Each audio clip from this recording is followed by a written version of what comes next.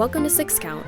I'm your host, Xara Wilde, bringing you the jazz and swing scene from the Capital Region.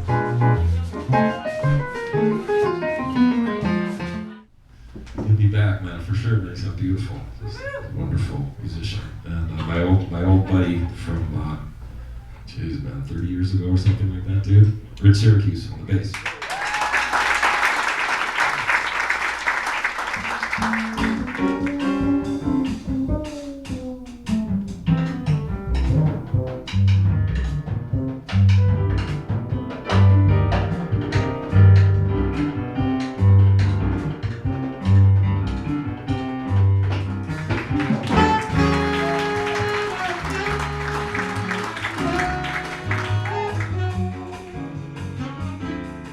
Here in Saratoga Springs at Caffè Lena. Will you tell me a little bit about the gig that you had tonight? Tonight's gig with Chuck Lamb Trio.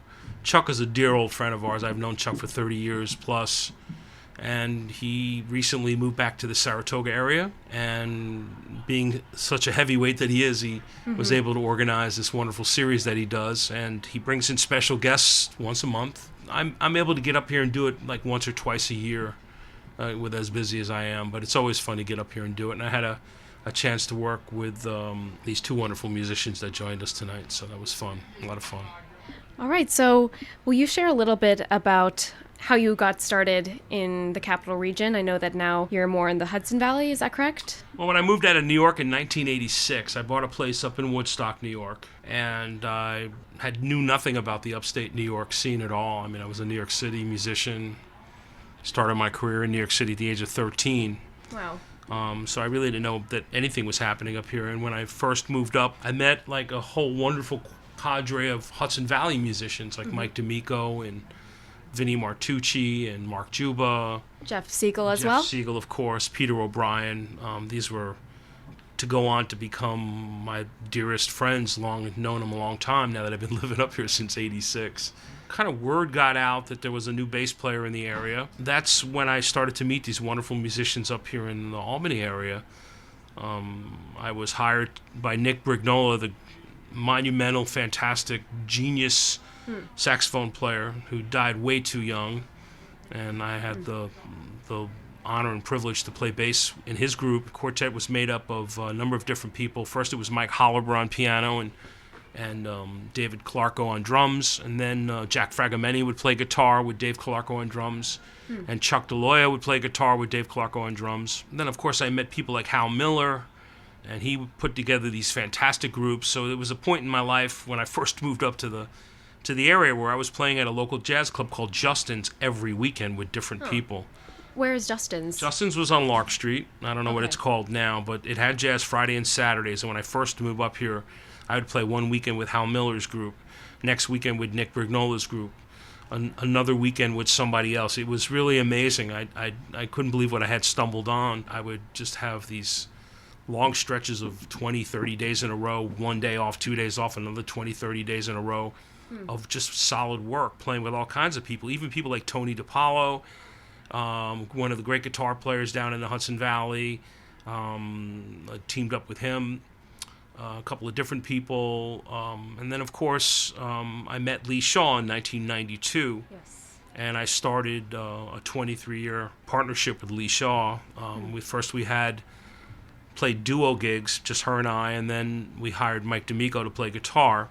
Then of course my buddy Jeff Siegel, and Jeff was ready, willing, and able, and then we started almost a 12, 13-year trio with Jeff. Toured all over Europe with Lee and Jeff.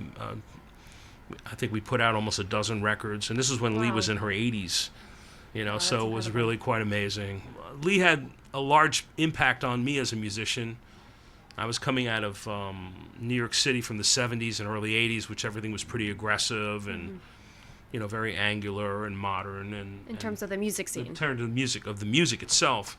Then I met Lee, and she was kind of coming out of her own thing, Bill Evans-y, maybe, but not really, but she was very unique, very melodic, played all kinds of standards, and it was almost like a renaissance for me because it gave me a chance to really play bass for a master and play these standards and really get to know these tunes And then, of course, the privilege of playing with someone as dynamic and amazing as Lee Shaw just helped my playing in ways that I can't even begin to describe. I mean, just musically, melodically, harmonically. And, of course, to have that relationship with somebody that long, it's like we knew what each other was thinking. It was really fantastic. That's really neat. And so how did you originally get connected with Lee? Lee had a bass player that she was playing with who I knew. And I think what had happened is she had asked around. I had been playing with Nick Brignola and Hal Miller, who I knew, and Lee was obviously plugged into that, knew everybody up here in the Albany area. And she was asking around, and her bass player said, why don't you give Rich Syracuse a call? And basically, I tell this story all the time. On the other end of the phone was this character, Stan Shaw, and I answer the phone, and he said, hi, this is Stan Shaw. How would you like to work with Lee Shaw? Like I should know who she was, which I really should have, but I didn't, And I said, yeah, sure. I mean, I was a freelance bass player. My phone rang. I went out, and that's how I would do my work, And so I met Lee. I came up to her house to rehearse. Arnie Lawrence was playing saxophone on this concert. We were playing a concert at the Prine House in Albany. And her husband actually was supposed to play drums, but at this point he was so sick. The drums were actually set up at the venue, but he never played. So Lee, her entire career, was playing with her husband. That's really cool. When I first played with Lee, there was no Stan Shaw on drums. It was me on bass. And then the other drummers that I mentioned, Jeff Siegel, joined the group, and we went that way. Is there any moment with Lee that you'd want to share, or one that's particularly special to you? They all were. They really were. I mean that. I mean, I think about Lee constantly. She was a dear friend of mine. We spent a lot of time together. We played a lot of music together. I don't know. Later on in her life, I used to pick her up and we would drive to the gigs, come up to Saratoga to play whatever gig we were doing, or something else. We would travel. We traveled together. We spent some time together. We talked about life. We talked about politics. We talked about philosophies. We talked about music.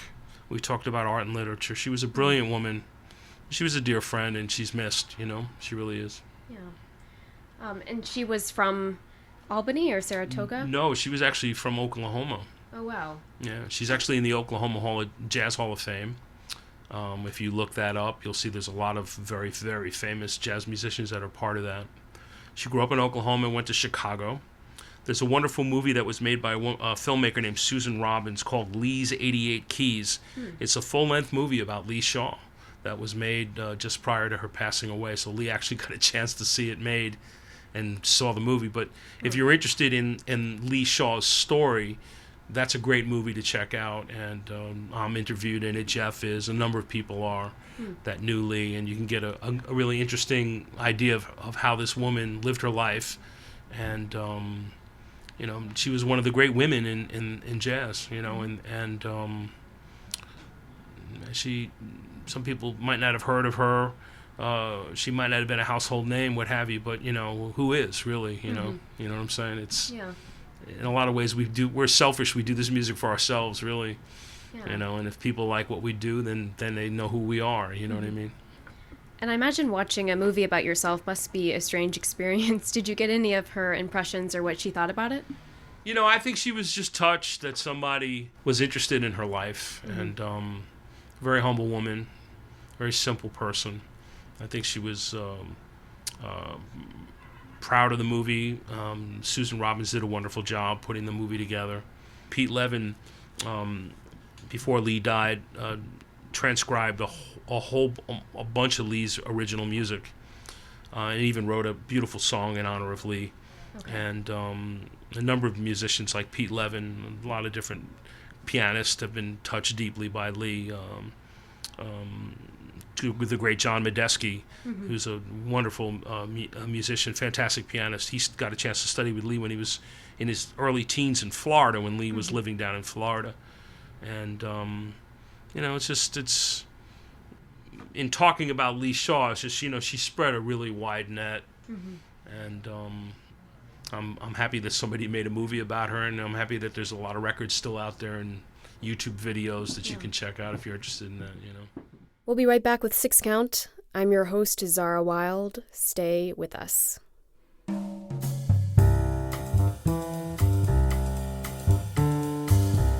We'd like to thank Giants of Jazz Radio, based in Lancashire, England, for airing this show. The station brings you the best in classic jazz, playing tracks from the 1940s through the 70s. You can support the station by visiting their website at giantsofjazzradio.co.uk and clicking Donate. And now, back to the show.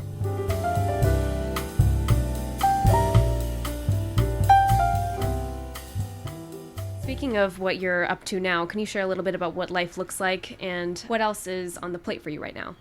Well, I teach at Skidmore College, so I'm up here one day a week doing that. I'm a professor at SUNY New Paltz. I do a jazz ensemble and teach a jazz history course and give bass lessons there. Mm-hmm. And Hotchkiss School as well? Hotchkiss School, too, in Lakeville, Connecticut. That's a private boarding school. And I also give jazz bass lessons at the Berkshire School, too. I could teach at a lot of schools. I'm always constantly asked to join these faculties, but I'm very busy performing, and I have all to do to keep up with what I am obligated to do. Mm-hmm. And, I work, I play the bass. I mean, my phone keeps ringing, my date book keeps getting filled up. It's actually quite amazing, to be honest with you, that up here in the Hudson Valley and above into the Albany area, up here in Saratoga, that there really is a lot of work. Mm-hmm. And it's not that I'm the only one working. I mean, there are a lot of my good friends that are out there, doing this. So it's good. Live music is still happening. And the Albany area, to my surprise, 30 plus years ago, had this incredible tradition of jazz that I didn't know anything. I just did. I mean, I'm not saying I didn't know about it, that I should have known about it. I just didn't know about it, Right. I mean, I was a New York City boy and really didn't know much about Albany at all, or even the Hudson Valley for that matter, Now you're mentioning different times throughout the jazz scene in the Capital Region, and how there was a lot of great young musicians coming up. And so I'm wondering if you still feel like that's the case, where there is another generation that is rising up and who's going to keep the scene alive. Without a doubt. The talent in the Hudson Valley, the talent in the Albany area is phenomenal. There's so many wonderful musicians that have grown up here, gone to school, and actually come back to make lives for themselves. And they're just fantastic musicians. And each generation that comes up is, adding to that list. It's promising. Mm-hmm. Look at Caffè Lena. I mean, when I first played here, it was, run down, worn down, second story little bar, with a... And here we are in 2020, and it's been renovated, and it's comfortable, and it's still presenting live music. Mm-hmm. So, from that standpoint, I think history chases us, I guess is a good way to say, and it's good because each generation that comes up has their say, has their place, and as I get older, I'm happy to see it, Very neat. Now, I know you've just finished a long gig, so I don't want to take up too much of your time, but is there anything else that you'd want to share with the show about the scene or about the music, where you are right now? I just want, people that are listening to this, they're listening to it, I'm sure, because they're fans of the music, come out and support live music. Mm-hmm. Because we can't really make any money selling records anymore. That's impossible. The CDs, nobody has CD players, and I'm going to give you a download card, but I think the most exciting thing is to come out and see us play. Come watch, go hear live music. Mm-hmm. Support the live musicians. That's really where it's at. So whether it's jazz or folk music or whatever it is that might be your taste of music, just, put your eyes on it, because it's the redeeming quality of the human being is our music and our art, our literature and our science and our philosophies. Those are the things that I think that make us special, and it's something that we share amongst ourselves that I think is a treasure, and we need to continue to treasure it, Well, it's inspiring to talk with you. Rich, thank you so much for speaking with me. Thanks for having me. I appreciate it.